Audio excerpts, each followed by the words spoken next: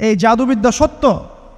এবং এখনকার অনেক ভণ্ড যে কবিরাজগুলো বের হয়েছে, এরা জিনকে তাবে করে নিয়ে এই জিনদের মধ্য দিয়ে মানুষের মধ্যে জাদু ছড়িয়ে দিয়েছে, এবং এর ফলশ্রুতিতে বহু পরিবার ধ্বংস হয়ে যাচ্ছে। এই জাদুবিদ্যা সত্য। আরও একটা জিনিস সত্য, নবী সাল্লাল্লাহু আলাইহি ওয়াসাল্লাম বলেছেন ইন্না আইনাল হক, চোখের নজর সত্য। নবী করিম সাল্লাল্লাহু আলাইহি ওয়াসাল্লাম বলেছেন চোখের বদনজর সত্য। এই যে আমরা বলি ফেসবুকে এত বেশি ছবি দিয়েন না ভাই, ছবি তুলেন না, ছবি তুলেন না, বারবার যে বলি নিষেধ করি, কারণ কি জানেন? একটাই কারণ, বিকজ চোখ লাগাটা সত্য। মানুষের চোখ লাগে, এই কথা শুনলে অনেক মজুমদাররা হাসবে না? কথা বুঝতে পারেন নাই? কিন্তু এটা সত্য, কারণ নবী করিম সাল্লাল্লাহু আলাইহি ওয়াসাল্লাম যা বলেছেন সাদাকাল্লাহু ওয়া সাদাকা রাসূলুহুল কারীম, নবী যা বলেছেন, আল্লাহ যা বলেছেন চিরায়ত সত্য, এর বাইরে কোনো সত্য আছে? আচ্ছা দেখেন, আমি বললাম যে জাদুবিদ্যা সত্য। এই জাদুবিদ্যার চর্চা মানুষ করে, এখনও করে, এবং এই জাদু দিয়ে মানুষের ক্ষতি করার জন্য জিনের প্রয়োজন হয়, দুষ্ট জিন। এই জিনগুলোকে মানুষ তাবে করে মানুষের ক্ষতি করার চেষ্টা করে। দেখবেন এখন গ্রামে গঞ্জে শহরে সব জায়গায় ছড়িয়ে পড়েছে না? দেখবেন, খুব সতর্ক থাকবেন। আমি পরে সলিউশন বলছি আপনাদেরকে। আরেকটা বলেছি, নবী সাল্লাল্লাহু আলাইহি ওয়াসাল্লাম বলেছেন চোখের বদনজর এমন সত্য যে একটা উটকে এই রান্নার ডেকচির মধ্যে ঢুকাই ফেলতে পারে। আর একটা উট খুব সুন্দর ভালো, আপনি দেখছেন মাশাআল্লাহ বলেন নাই, নজর লেগেছে, উটটা মারা গেছে দেন, তারপর তাকে জবাই করে খেয়ে ফেলতে হয়েছে। একজন সাহাবী গোসল করছিলেন, গোসল, এটা হাদিস সহিহ, এই যে আলেম ওলামা যারা আছেন তারা জানেন যে এই হাদিস সহিহ। একজন সাহাবী গোসল করছেন, তার গায়ের চামড়াটা খুব সুন্দর ছিল, একদম স্কিনটা অনেক সুন্দর থাকে না এমন কিছু মানুষ? আচ্ছা, এখন আরেকজন সাহাবী এই গোসল দেখছেন দূর থেকে, দেখে বলছেন যে কি চমৎকার তার শরীরের রংটা, যেন কুমারী নারীর মতো, অনেকটা এমন একটা কথা তিনি বলেছিলেন। সাথে সাথে এই সাহাবী অজ্ঞান হয়ে পড়ে গেছে। কোন সাহাবী? যিনি গোসল করছিলেন। এখন এটার আপনি কোনো ব্যাখ্যা দিতে পারবেন না তো, এখানে কোনো সায়েন্স দিয়ে বা মেডিকেল সায়েন্স দিয়ে আপনি কোনো ব্যাখ্যা করতে পারবেন না। একটা ব্যাখ্যা দিতে পারেন, কিন্তু কেন সেটা হলো সেটা আপনি অ্যান্সার খুঁজে পাবেন না। তো নবী সাল্লাল্লাহু আলাইহি ওয়াসাল্লামের কাছে নিয়ে যাওয়া হলো তাকে। তিনি বললেন যে এই ব্যক্তির ব্যাপারে কি কেউ ভালো মন্দ কিছু বলেছিল? তখন একজন সাহাবী বললেন হ্যাঁ, অমুকে বলেছে এর স্কিনটা অনেক সুন্দর, তো ওকে ডেকে নিয়ে আসুন। ওকে ডেকে আনা হলো।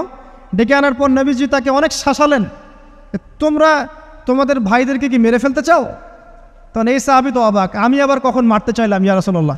আমি তো মারতে চাই নাই, আমি তো খালি বলেছি যে তার গায়ের রংটা অনেক সুন্দর। তখন তিনি বললেন কেন তুমি সুবহানাল্লাহ বললে না, কেন তুমি মাশাআল্লাহ বললে না? যখন মাশাআল্লাহ বলবেন, সুবহানাল্লাহ বলবেন, নজরটা লাগবে না। আর যখন আপনি মাশাআল্লাহ বলবেন না, সুবহানাল্লাহ বলবেন না, দেখবেন নজর লেগে গেছে। আপনি বিশ্বাস করেন ব্যবসা খুব ভালো চলছে, মানুষ বলল যে বাহ তোর তো ব্যবসা হেভি, লালে লাল শাহজালাল, ঠিক আছে, দেখবেন আপনার কেনা বেচা বন্ধ হয়ে গেছে। এরকম হবে, আমার কথাটা বিশ্বাস করেন। এটা কিন্তু সায়েন্স প্রমাণ করতে পারবেন না, আল্লাহ এবং তার রাসূল বলেছেন, তার উপরে কোনো সত্য নেই। আছে সূরা কাহফ 29 নম্বর আয়াত পড়ে দেখেন, আল্লাহ পাক বলছেন ওয়াকুলিল হাক্কু মির রাব্বিকুম, সত্য সেটাই যা তোমার রবের পক্ষ থেকে আসে। ফামান শাআ ফালইউমিন, যার ইচ্ছা হয় বিশ্বাস করুক, ওয়ামান শাআ ফালইয়াকফুর, যার ইচ্ছা হয় সে অস্বীকার করুক। এই কারণে আমরা বলি ফেসবুকে এত বেশি ছবি দেওয়া, এই আই ওয়াশ করা, এই যে শোডাউন করা, হ্যাঁ ইসলামের কিছু কাজ করলেন একদম মানুষকে না দেখাইতে পারলে ঘুম হচ্ছে না, এগুলো বন্ধ করেন, এগুলো বন্ধ করে দেন আল্লাহর ওয়াস্তে। অফলাইনে কাজ করেন, নিজেকে গোপন করার চেষ্টা করেন। যত বেশি মানুষের কাছে নিজেকে এক্সপোজ করবেন, কাজের বরকত কমে যাবে, কাজের বরকত কমে যাবে, চোখ লাগবে, নজর লাগবে। এবং চোখ লাগা বদ নজরে বহু আলেম আস্তে আস্তে মাঠ থেকে মাইনাস হয়ে গেছে না? যায় নাই? এখন কি আলেমদের সংখ্যা বেশি না কম? যত দিন যাবে আলেমের সংখ্যা আরও কমে যাবে।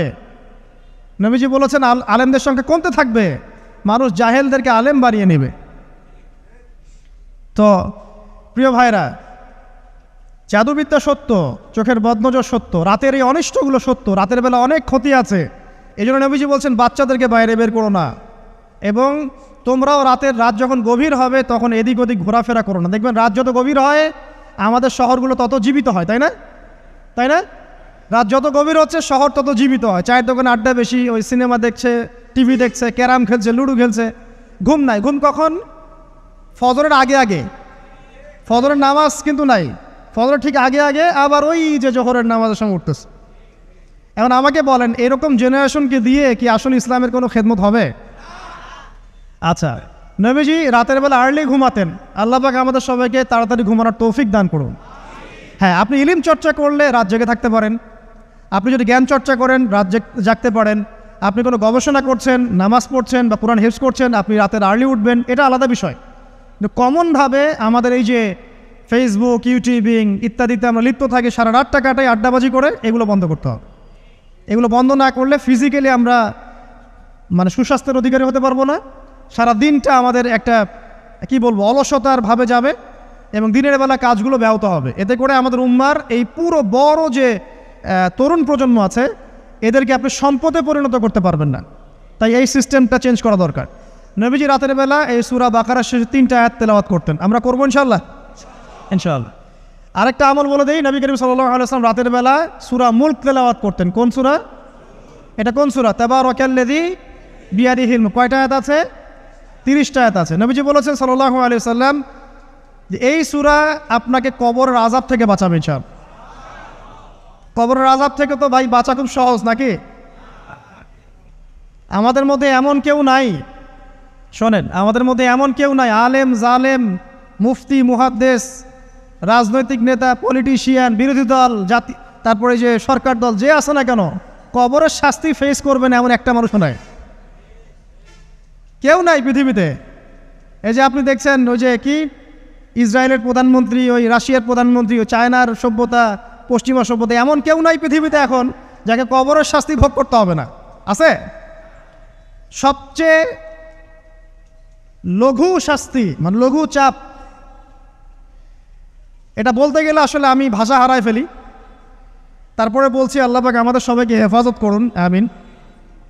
একজন সাহাবীর নাম সাদ বিন মুয়াজ। কি নাম?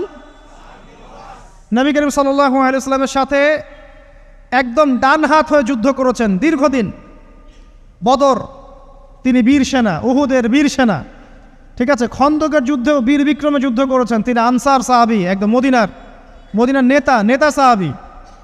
সব সাহাবী কিন্তু একরকম নন, কেউ ছিলেন নেতৃস্থানীয় সাহাবী, তিনি ছিলেন একজন নেতৃস্থানীয় সাহাবী, ঠিক আছে। সাদ বিন মুয়াজ নবী করিম সাল্লাল্লাহু আলাইহি ওয়াসাল্লাম এত ভালোবাসতেন তাকে, এত ভালোবাসতেন যে তাকে নিজের মনে করতেন যে সাদ বিন মুয়াজ আনসাররা আমার নিজের।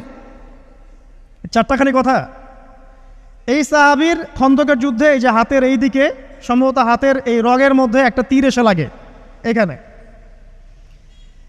এবং তীরটা তিনি বের করতে গিয়ে রক্তটা ছিঁড়ে যায়। এরপর ফিনকি দিয়ে রক্ত বের হওয়া শুরু হয়। চিকিৎসা করে করে রক্ত বন্ধ করা যায় নাই, এবং এই রক্তের প্রবাহিত রক্তেই আল্লাহর ইচ্ছায় তিনি শাহাদাত বরণ করেন, তিনি ইন্তেকাল করেন। নবী করিম সাল্লাল্লাহু আলাইহি ওয়াসাল্লাম প্রচণ্ড ব্যথিত হন, মানে মনটা তার খুব নরম হয়ে যায় সাদ বিন মুয়াজ রাদিয়াল্লাহু আনহুর জন্য। তো এই সাহাবীর যখন জানাজার নামাজ পড়ানো হচ্ছে, নবীজি বলছেন 70,000 ফেরেশতা তার নামাজে অংশ নিয়েছে। আর এই সাহাবীকে যখন কবরে শোয়ানো হয়েছে, নবী করিম সাল্লাল্লাহু আলাইহি ওয়াসাল্লাম পরে জানিয়েছেন কবরের যে মৃদু চাপ, সাদ বিন মুয়াজ রাদিয়াল্লাহু আনহুর কবরেও সেই মৃদু চাপ দেওয়া হয়েছে। আমি কি বুঝাতে পারলাম ভাই? আমাদের কোনো দাম আছে এখনকার পলিটিশিয়ানদের কোনো দাম আছে? এখনকার সমাজ নেতার কোনো দাম আছে? এখনকার সুদখোরদের কোনো দাম আছে? এই ঘুষখোর দুর্নীতিবাজদের কোনো দাম আছে? আমরা যারা কাঠমোল্লা হয়ে আছি আমাদের কোনো দাম আছে? সাদ বিন মুয়াজ রাদিয়াল্লাহু আনহু যদি কবরের শাস্তি তাকে না ছাড়ে, প্রশ্নোত্তর পর্ব তাকে না ছাড়ে, আমরা পার পাবো? নবী করিম সাল্লাল্লাহু আলাইহি ওয়াসাল্লাম বলছেন সূরা মুলক তেলাওয়াত করো রাতের বেলা, ইনশাআল্লাহ সূরা মুলকের তেলাওয়াত কবরের আযাব থেকে তোমাকে বাঁচান। আর আমাদের তো ভাই কবরে সবাই সাথে যাবে না, গার্লফ্রেন্ড যাবে না, বাপ মা ভাই বোন সবাই যাবে না।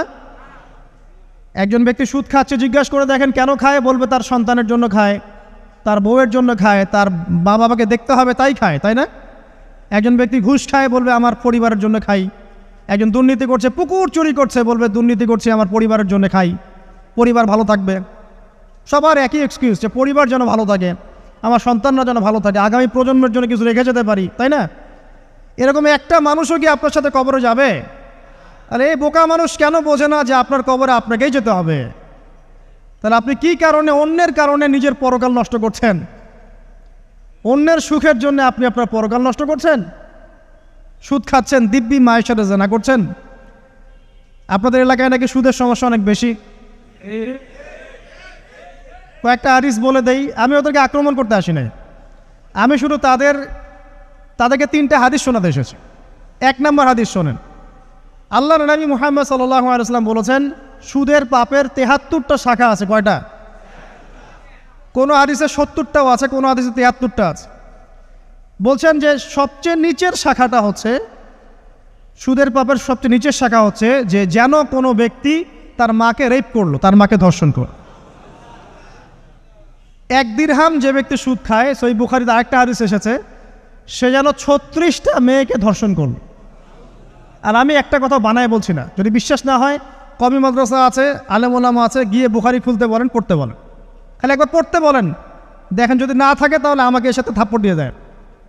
যদি না থাকে হাদিস এটা, তাহলে আমার গালে একটা থাপ্পড় দিয়ে যায়। আর যদি থাকে তাহলে আল্লাহর রাস্তায় সুদ খাওয়া ছেড়ে দেন। কোনটা করবেন? চ্যালেঞ্জ করবেন? নবীজি বলেছেন, 1টা দিরহাম যে ব্যক্তি সুদ খায়, দিরহাম মানে কি? রৌপ্য মুদ্রা। এটা এখন দেখতে পারবেন না, জাদুঘরে আছে।